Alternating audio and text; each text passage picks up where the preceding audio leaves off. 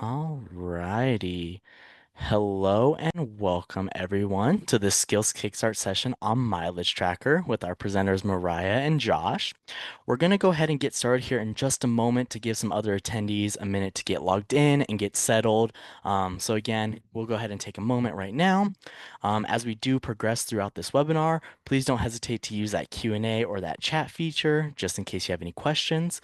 There will be time at the end for questions as well, but we really like to make this as informative and interactive as possible. So with that, we're just going to give it a few more seconds, see if anybody else joins, and then we'll go ahead and get started.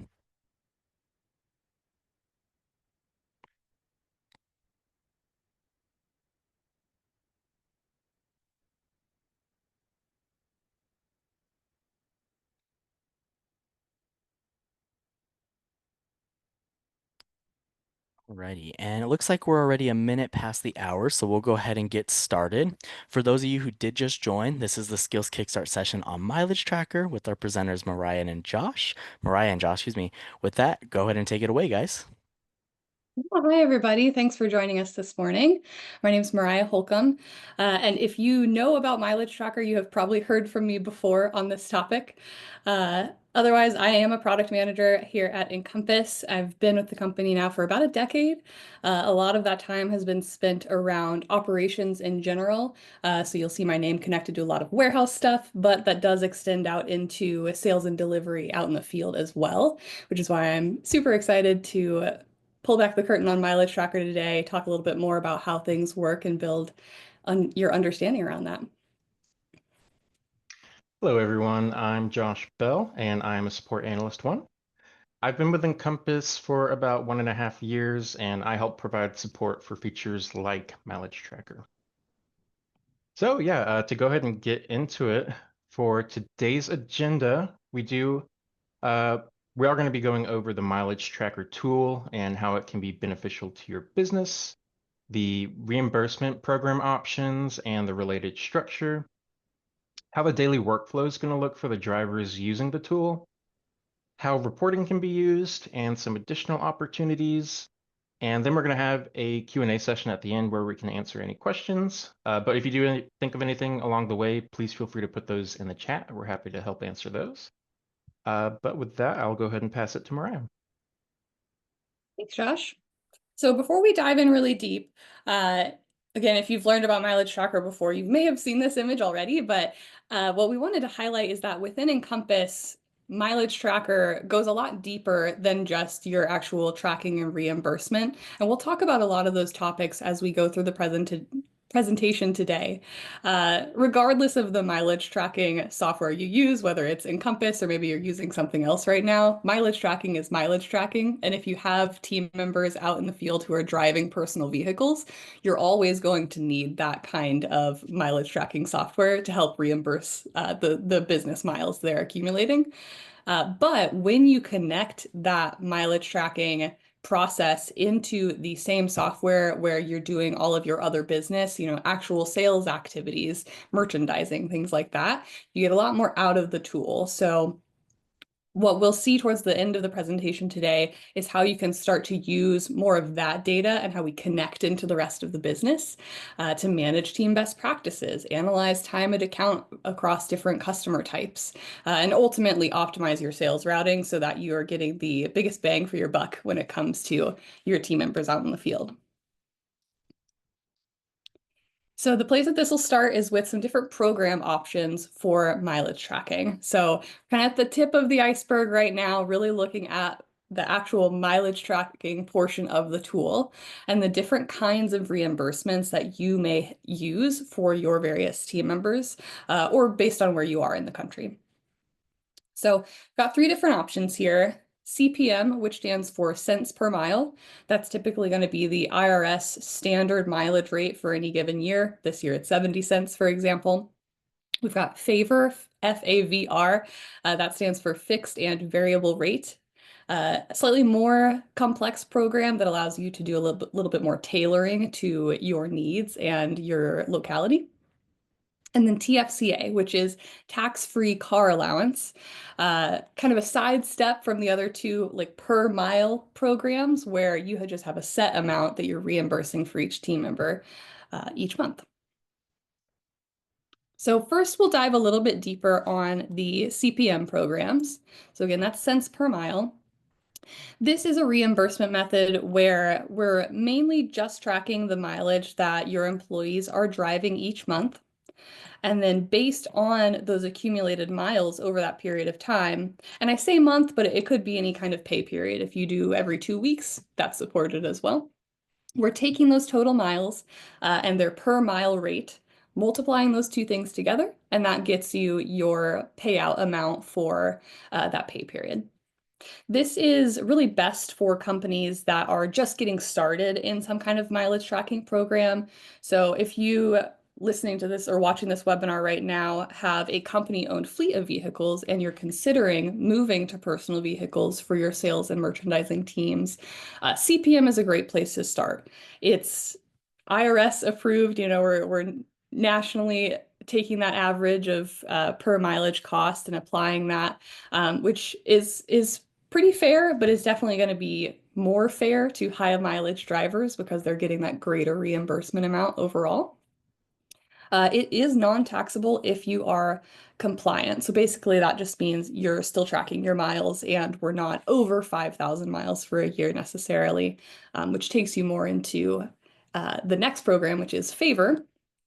But before we get to that, this is really the best place to start. If you're just thinking about switching into this or getting this started on Encompass, CPM is really prepackaged and ready to go for you, very easy to take on. And then from there, you can always consider your per mileage reimbursement costs and make those adjustments in the future to shift into another program like Favor. So this kind of program, like I said, is much more tailored to your overall operating costs. So because of that, the complexity is a bit higher. There's two main aspects of a favor program that we're working with. There's your fixed costs, which are like the ownership costs of a vehicle, things like title, property tax, your registration each year, all of those kinds of things. And there's your variable or operating costs, which is things like the gas price for the month or your tires and maintenance, oil changes, things like that, where the cost of those things can kind of change and depends on how often or how much you're driving. This kind of program is best for companies with really high mileage drivers. So if you're getting up to, 10,000 business miles a year, 15,000, things like that, favor programs are going to be really fair in that regard. And they'll keep that fairness with lower mileage drivers as well. If you are in, an area of the country that maybe has a lower average gas price, but you still have those fixed costs for your vehicles, a favor program can be a little bit more fair to your employees as well. Of course, this one is also non-taxable as long as we're following all of the IRS compliance rules. Starting a favor program from scratch can be a little bit complicated because you do need to know more information about each of your team members and how much they're driving over the course of a year, how much business miles they accumulate each year. Without that information, it can be kind of hard to apply the right kind of favor program setup to your team members.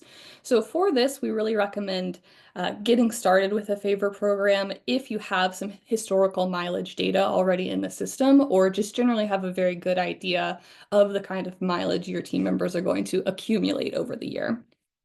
With that, there's additional research around, what are the costs in your area, general insurance costs, any highway maintenance fees or things like that that might go into the cost of owning a vehicle in your area. Those kinds of aspects can make that a little bit more complicated, but with research and preparation, a favor program can definitely be successfully executed. The last program that we'll take a peek at here is the TFCA, or that tax-free car allowance. This is also supported in the Encompass mileage tracker system. This is a fixed monthly allowance provided to each employee regardless of their overall mileage. So, whether you're driving 1,000 miles a month or 200 miles a month, you'll always get that same allowance. This is best for small businesses or situations where overall mileage tracking might be too cumbersome. So it's a great way to make sure you're reimbursing your team members without a lot of extra additional involvement in maintaining that constant mileage tracking. Fairness can definitely vary on this one. You know, if you're considering that 200-mile-a-month driver compared to the 1,000-mile-a-month driver, someone, you know, getting $500 a month as their allowance, going to be a lot better for that lower mileage driver there. This can remain tax-free, but you do have to keep up with mileage tracking still. So in situations like that, you may just consider, you know, doing CPM or another kind of program there instead. Of course, switching from a tax-free car allowance program can be challenging with team members that may be used to getting that extra amount of payout for their monthly allowance.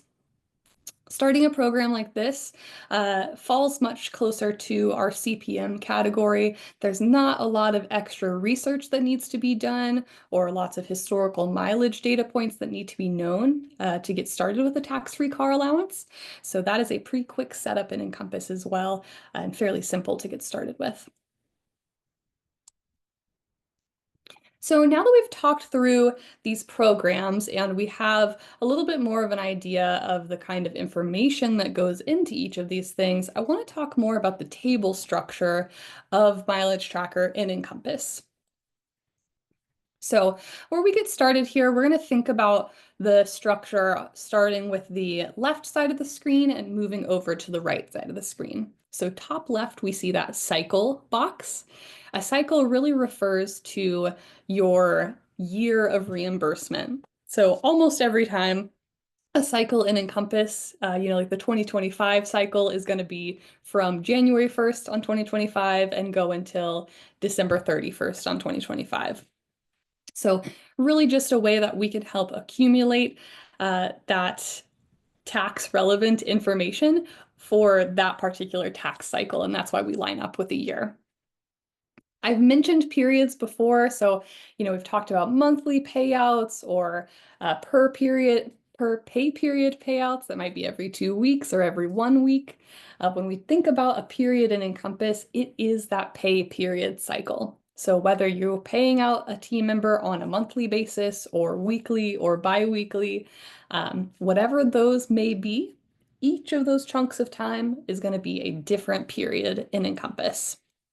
So if we think about monthly, for example, period 1 would be January 2025, period 2 is going to be February 2025.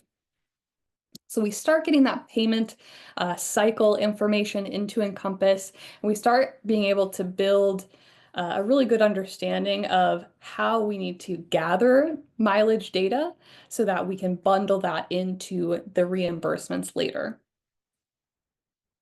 Next up, center of the screen here is our participant. You can think of this as a user in Encompass. So each team member, sales rep, merchandiser, anyone who's going to be driving out in the field for business use of their personal vehicle, they're going to be a participant. So each person is going to have a record in Encompass, and they will be connected to that cycle. So we know they're a participant for 2025. Highlighted in white here, so personal vehicle, insurance, couple other boxes on this screen. This is optional information. So for a CPM or a tax-free car allowance program, the IRS does not require additional information to be held by the company reimbursing. But for a favor program, we do need to keep record of their insurance as well as the actual personal vehicle that they're driving so that we can make sure that they're compliant within that program. So for any given participant, if they are in a favor program, they're also going to upload their personal vehicle information, and that includes a read of their odometer at the time, so we know what mileage we're working with, as well as proof of insurance. So on a favor program, the IRS does require you to be compliant with a certain level of insurance to make sure that the cost that's being reimbursed is valid.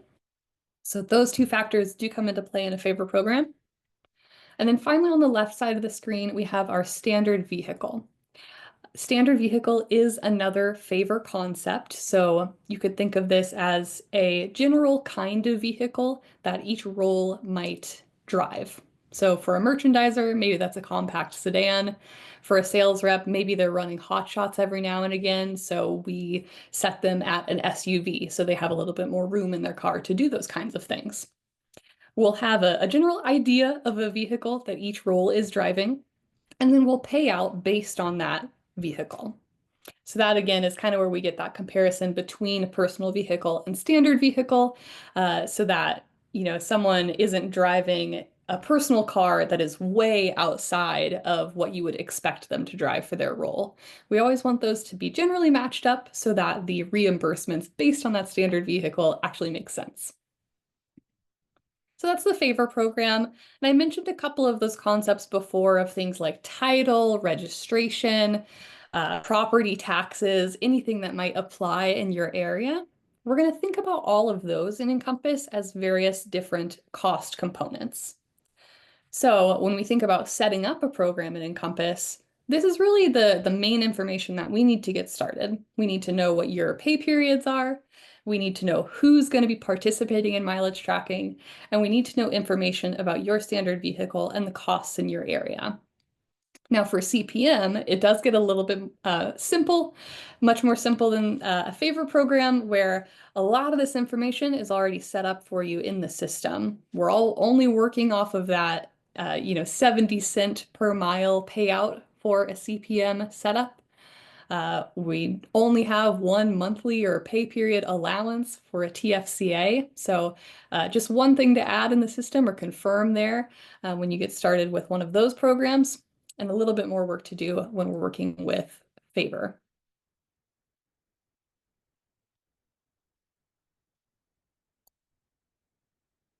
So I alluded to the implementation process just a little bit as we were talking through that table structure, but let's walk through that a little bit more so that you can start to get an understanding of how you could possibly get started in a mileage tracker program of your own. So for cents per mile or tax-free car allowance, there is a couple of steps that we'll do at the beginning and then a lot of training to follow that. No matter what kind of program you're doing in Encompass, this is a guided implementation. That means that someone from the Encompass team will work with you to get this started, and it's not necessarily something that you can just install totally on your own. So to get us started with an implementation, an Encompass employee will connect with you, and then they'll help install the Encompass mileage tracking app. When that happens, all of the tables, a lot of default setups, and all of the dashboards come through into your system automatically. And for a CPM program, all of those records we would need to get started are provided already. So mainly that speaks to, a sort of a placeholder standard vehicle, and then having that cents per mile rate already connected in the system. So you would automatically see 70 cents per mile available to you if you're doing that CPM in 2025. And of course, we'll get that updated for 2026 as we move into whatever mileage rate the IRS publishes for next year. Once that has been added and our defaults are in place, there's really two main things that you need to make sure happen. You need to add your pay periods to the system, and you need to add your participants. A couple of other cleanup things we can do is making sure that you have customers that represent your warehouse in the system, and that your employees have actual access to the mileage tracker dashboard from Encompass Mobile as well. And then we'll see Josh take us through that in just a second. From there, we'll confirm that our payroll fusion report is properly set up for you to export that out and then import it into your payroll system. We'll do a manager training, end user trainings, and then stick with you for a couple of weeks after that to make sure that everything is running smoothly. On the favor side of things, very similar start, but some additional things that have to be added to the system before you can really get rolling on that mileage tracking program. So I mentioned pay periods and participants already, warehouse customers, access on Encompass Mobile, all of that is the same. But that first bullet point we see under add and adjust, standard vehicles and cost components, that is the main additional piece of work for setting up a favor program in Encompass. So it's what we talked through before, making sure that we have a good understanding of what your standard vehicles might be or what kind of vehicles might be used for each of your roles in your company, and then the kinds of cost components that might go with that. So we have a pretty good understanding of, the miles per gallon that each vehicle will get, the general cost of that vehicle. But depending on what state you're in, your particular county within that state, a lot of those kinds of variables can come with additional costs, different kinds of taxes or fees that you might be paying. So gathering that information in advance so that we're ready to add that into the Encompass system really helps you get rolling on that favor program much faster as well. Once we've got all that set up though, if you're doing a conversion from a different mileage tracking program, we'll make sure that we're comparing those program costs and keeping those program costs aligned as you convert from one to Encompass.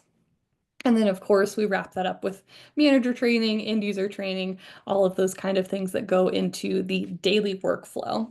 So, Josh, what can you tell us about the daily workflow and the end user processes? Yeah, thanks, Mariah. So now that Mariah's walked us through those program options and table structure, we can actually start talking about the tool and what it looks like in Encompass. So the actual mileage tracker tool can be broken down into three main sections. This includes the mobile application, which does have a corresponding dashboard view on the server side. We also have a manager review process, which typically involves managers just keeping an eye on their team members. It's mostly about coaching and making sure everyone's following the right procedures. And then finally, we have our admin processes. So this takes all the user activity and manager reviews of that activity and rolls it all up into an actual payroll. And as Mariah mentioned before, we do provide a payroll fusion report that does allow you to export and import into your payroll program to pay out those reimbursements. So to look at the actual workflow, we're going to go ahead and switch over to a mobile app simulator. So let me go ahead and pull that up. So the mobile application does have automatic tracking built in. And so a driver working through their normal day that needs to visit customers and track their mileage, that means one of two options. They can either go into My Day, where they'll probably have a preset plan and just visit all those customers. As long as they tap into a customer event, so a stop on that customer's route, that's going to be enough for us to grab that event, ping their location, and then understand their mileage. Option number two is going to be through this little customer skittle here. If they're going to be doing something more off the cuff, like an unplanned customer visit, this is where they can go ahead and pull up a customer on the customer dashboard. And just performing the standard activities here is also going to count. Just to go a little bit deeper into how the data flows, what we're looking for is time clock events. These are created when performing certain actions in the app. So when it comes to mileage tracker, we're more specifically looking for 4 different kinds of time clock events. That can either be filling out a survey, can be visiting the customer information, opening up an invoice, or adding an unscheduled one would also trigger. And then also, as we discussed with Maida, just clicking into an event is also going to ping that they're at the customer location. But there is a proximity requirement as well. So they do need to be close enough to the customer for us to consider them on site. For example, if a sales rep opened My Day while they're still at home and went to look at a customer, that of course would not count. Every single customer location that you set up in Encompass has a geofence. That fence is going to be about 500 yards, so it's a relatively small fence around that customer, pretty much just including the parking lot. You've got to be within that fence for us to see that you're at the right location and for it to count as mileage tracking. And Josh, I it looks like that mobile application just switched on you. Would you mind showing, just going back to the sales rep mobile application so we Oh, can see the yes. mileage tracker? Thank you. Go ahead and change that to sales rep. All right. So we do also have this mileage tracker button here on the Encompass mobile homepage. As part of the implementation process, you do get to decide where this button goes. So it might be on the homepage or within My Day. That's just part of the configuration during implementation. But you can access that from the handheld, even though it's not required. And this will just take you straight to the dashboard. One final note as well, in order to get the time clock data up to the system to calculate mileage tracking, end users do need to make sure they're syncing. So as we know, anyone using Encompass Mobile, try and sync often. That's probably going to be the first troubleshooting step we look for. Just make sure the reps are syncing to get that mileage tracking information sent up. Yeah, going back over to our presentation. So for the mileage tracker workflow, there's two different dashboards that you can view either in Encompass Mobile or, do we have the screen back up? Be sharing. Can you see it? I can't. I just wanted to make sure we have the presentation showing still. Yep, the presentation is showing, so Okay, that's all good. It looks like we're on that mileage tracker workflow slide. perfect. Yeah, so for the mileage tracker workflow, you're going to see the mobile view of the trips tab right here, and it's going to be the exact same dashboard that you see on the server. So for the most part, users won't actually have to visit this dashboard very often because all the activity they do normally in Encompass Mobile is going to be all we need to calculate their mileage. So we can see the map and the routes that they have. But when it comes to understanding how much business mileage they've accumulated, that's all calculated just from Encompass mobile activity. So as I was saying before, as long as someone has checked in with that customer in the app and they're generating those time clock events, syncing their handheld, we'll have everything we need to calculate their mileage from point A to point B. Do keep in mind though, it's not like GPS where we're constantly seeing every movement they make as they work their route, but we will ping their location when they check in with that customer. We're going to talk in a little bit more detail about how we ensure the route is accurate even without the constant following in just a bit. But on the screen, you can also add unplanned customer visits, track trips in real time, and enter non-customer stops as well. You will also need to annually submit vehicle and insurance documentation, which can be done in the Vehicle tab. There, you can upload the personal vehicle and insurance information. This is an IRS requirement for favorite programs, but can also be used for CPM or TFCA programs based on company requirements. So, taking a look at keeping track of reimbursements, what you see here is the Pay tab from the dashboard. And here you can review the mileage progress and reimbursements for the pay period. One important distinction to make between the trips tab and the pay tab is that trips is day by day, while pay is going to cover the whole pay period. So that's just taking each day, summing it up, and then we get that total payout amount. CPM is pretty straightforward. You're going to have your variable payment and just multiply that by how many miles you drove to get your total. But for favor, you are going to see one more box here on the right side for fixed payment. So that's going to show you all the fixed costs for the current pay period. This is going to include items like title, payouts, property taxes, but you can also easily expand this section to get a more detailed kind of itemized receipt kind of breakdown, which is really going to let you quickly understand exactly why you're receiving the amount that you are. Oh, we did want to go ahead and show you the standard vehicle table as well. This is where we can see how the rates flow through to each team member and also control the behavior of the vehicles tab. So whether it's a fixed cost like insurance or a variable cost like fuel, you can see which cost components are going to be associated with that vehicle. For favor programs, we do recommend that you don't add participants to your program until you're certain that your standard vehicles and cost components are configured correctly. That's just going to make it a lot easier to make the adjustments that you need to before the users have their own individual data. Yeah, looking at compliance, again, the vehicle tab is going to be where users upload their personal vehicle and insurance documentation.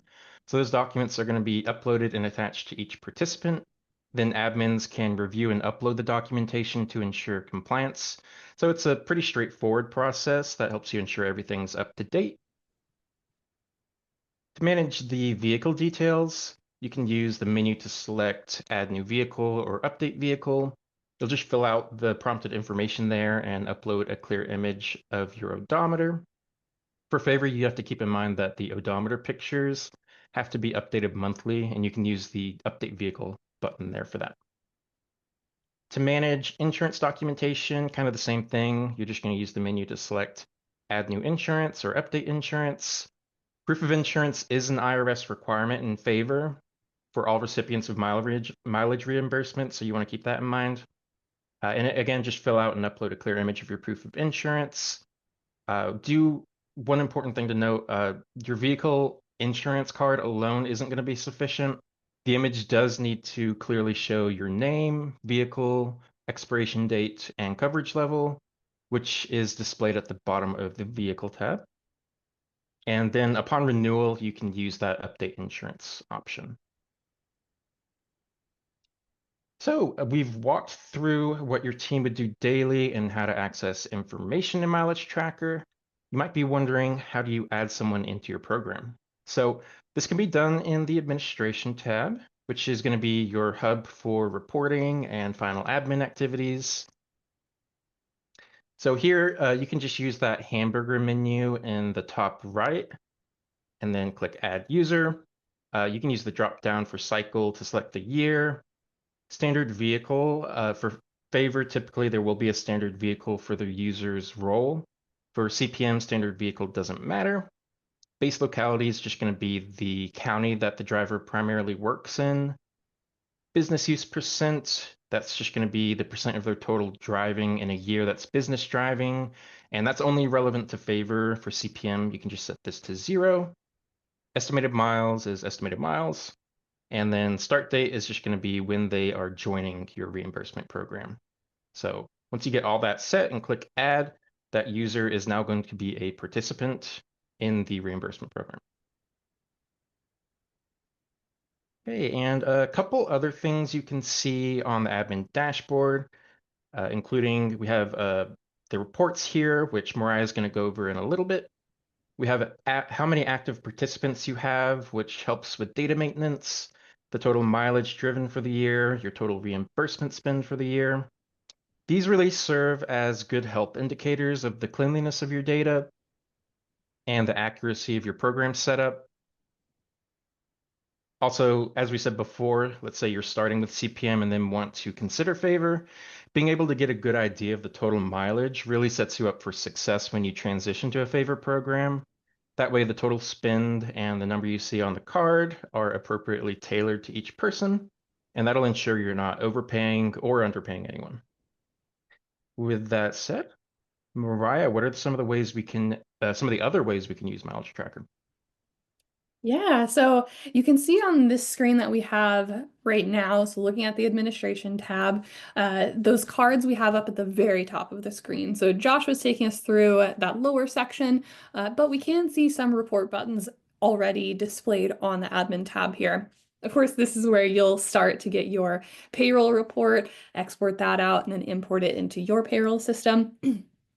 But as we move along from left to right on this screen, we start to get into those other useful reports that we'll be talking through. So quarterly tax true up, this is really aimed specifically at favor programs because we need to have a pretty consistent view on if someone is compliant or not.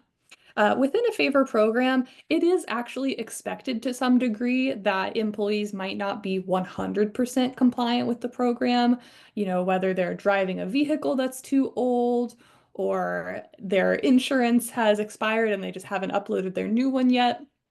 The IRS does expect that kind of thing. It is okay and acceptable, but it does change the taxability of their reimbursements somewhat.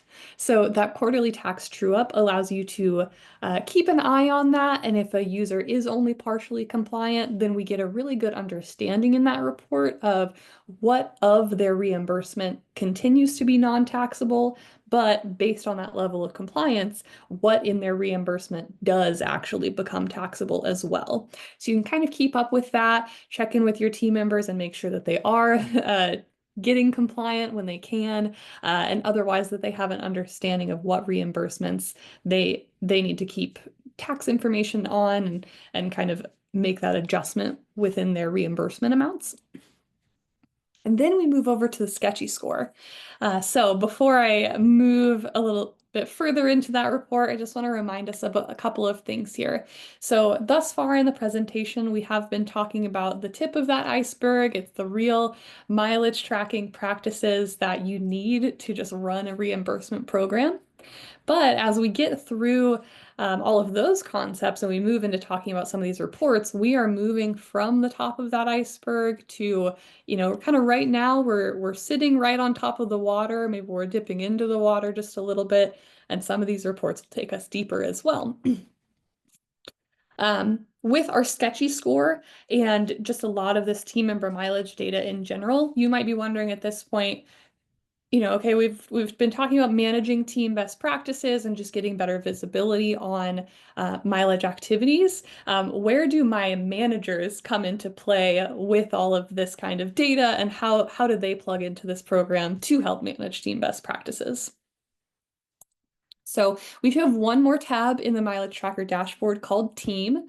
If you are a manager one on someone else's user record, so you have that team member structure set up within Encompass, you will see those team members here in the Team tab. This is where the visibility of mileage activity really starts and where we can shift from just tracking mileage to coaching team behavior. So in these examples, we're seeing a roll-up of team activity for the given pay period on the left side of the screen here. You can kind of dig into that historically as well. And then on the right side of the screen, we have our stop approvals process. So Josh mentioned this earlier in the presentation, but anytime you are adding a new stop to the system that we weren't expecting, or you hop into the mileage tracker dashboard to make an adjustment to a route, those are the kinds of activities that do require manager approval because it's not something we were expecting. So on the team tab, you'll see those stops listed one by one, so you can make those approvals individually when relevant. But when it comes to reporting, we've got a couple of high-level reports for this as well. One of them is the sketchy score that we've been alluding to, and we've got some other mileage views too. Before we actually look at those reports, one other structure clarification I want to make. Josh mentioned this earlier, so what we're really relying on for mileage data is time clock events. Time clock events are the pieces of information that are generated in Encompass Mobile when you visit a customer. So it's that My Day ping, it's the customer search ping. Both of those kinds of activities in Encompass Mobile are what make time clock events, and then those get sent up to the system every time that you sync. From there, Mileage Tracker takes over, and it's going to start converting your time clock events into what we would call a stop, a mileage tracking stop. When a time clock event happens on site with a customer and we get it from Encompass Mobile, that pretty much every time is going to result in a mileage tracking stop. It might not always, though. If you look at a customer in Encompass Mobile, but you're too far away, like Josh said, you're not within that geofence, that's not going to create a stop, so we won't have data for that. Similarly, you might add a manual stop directly from the mileage tracker dashboard. There won't be a time clock event for that because you didn't have one of those activities on Encompass Mobile that makes that kind of data. So a couple different ways that we can work with that data. And then of course, any that do flow through based on timing and location, syncing from Encompass Mobile that do generate a stop, we're going to have that in the system. Once you have two stops, we understand what your trip would be. So stop number one is point A, or the origin. Stop number two is point B, or the destination of that trip. So from point A to point B, we have a trip. So with that kind of information in mind, and that understanding of timing of a time clock event, customer location to a stop, the location of the first stop to the location of the second stop, and that trip in between, we know the distance, the time it took to drive. All of that kind of information rolls up into a weekly team mileage report. So similar to that team tab where we saw a sort of one-by-one listing of each of those stops for a user or the things you might have needed to approve. Same information here, but high-level roll-up of everything for the week. So you're going to have a manager grouping for each team member, and then within each team member, you're going to see their mileage for each day of a given pay period. Within each of those days, they're going to have all of their different stops, all of those trips that they drove while they were tracking mileage. And anything that was unexpected, something they adjusted or added manually, is going to have that pending status. So one of the SOPs that we see managers work with or have a bit of a preference towards is, instead of doing that every single day, approve every stop one by one, wait until the end of a week, and then you can get that high-level view of overall team activity and make those approvals in bulk as they all make sense together. A couple of other pieces of information you'll see on this screen are the distance of each trip, and then of course that total roll-up that they drove for a given day or a given pay period. If any of those numbers start to look suspicious, or like maybe mileage is too high, maybe the timing of when they're starting their day isn't quite what you'd expect based on the expectations you've set with them, those kinds of data points are great conversation starters to coaching team behavior towards best practices. Make sure that you're actually following the sales route that we set for you. Make sure you're getting started at the right time of the day so we're not missing merchandising opportunities. All of that kind of stuff starts here with weekly team mileage review. So now, fully diving into the water, we're going beneath the surface for the rest of this iceberg. We have our sketchy score. This takes all of that mileage information, the team behaviors, when they're starting their day, who they're visiting first, who they're visiting last, any unexpected things they added into their day. It's comparing that relatively across their role or their peer group, and then it's determining how sketchy that behavior might be.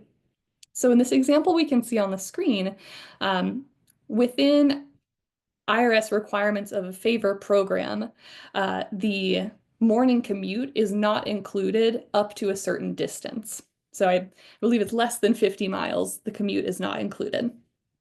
So for team members that are starting their day within 50 miles of their house, there should not be any kind of commute there. So in that case, we wouldn't want to see someone starting their day in the exact same place every morning, because that might indicate that they're trying to add in additional distance every day for work. So in this example, we can see a user here was starting at a Food Lion very nearby their house before going to their actual first customer of the day, which is this Kroger in this example. They were doing this every single day, and they know, the notice here was, okay, that Food Lion isn't actually a customer of theirs, but they start there every morning. Well, what that was doing is actually accumulating $13 additional of reimbursement each morning. That shouldn't have been included because it was a part of a short commute. What that adds up to is that if that user did that every single day for a year, $3,600 of unnecessary reimbursement. If 10 people are doing that, 36,000, right? And you could multiply that by 2 if they were also doing that at the end of their day. So Sketchy Score is really helpful for viewing team behaviors as it comes to what's expected for each kind of role. A sales rep and a sales manager are going to have different things that are sketchy. A sales manager might make lots of manual customer visits because they don't have a set sales route. So by comparing that behavior relatively to your peers, we get a really good idea of who needs to be coached based on what we would expect from the team.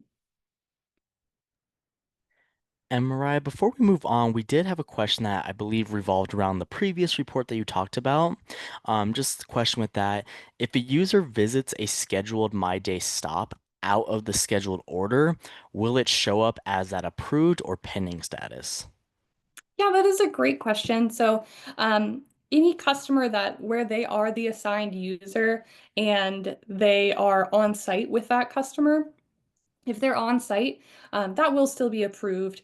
It's really that would be highlighted in the sketchy score if they're doing a lot of things out of order or a customer wasn't theirs.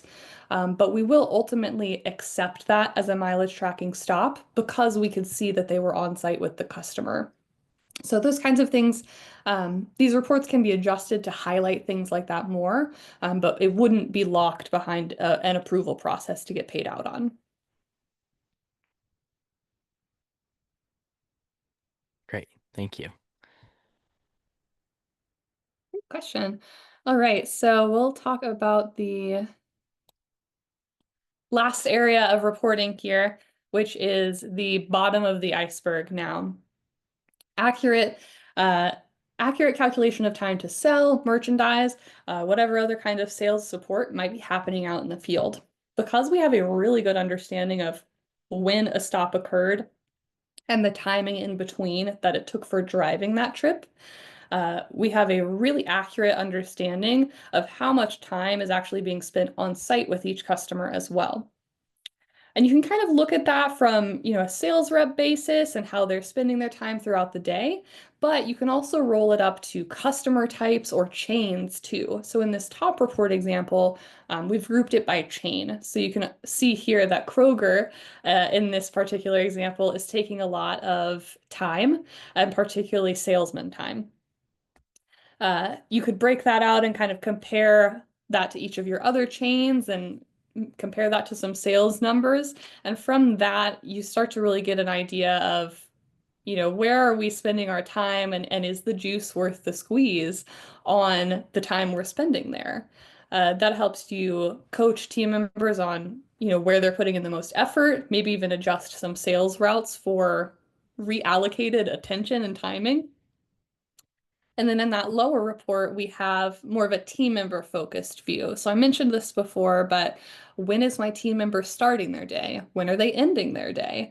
How many hours did they work in between? So if anyone is having particularly short days or they're starting later than you would expect, which is leading to, maybe some missed opportunities or connections out in the market, all of this kind of timing roll up and time spent on site is very helpful for making sure you're putting effort in the right place and ultimately optimizing those sales routes for highest impact.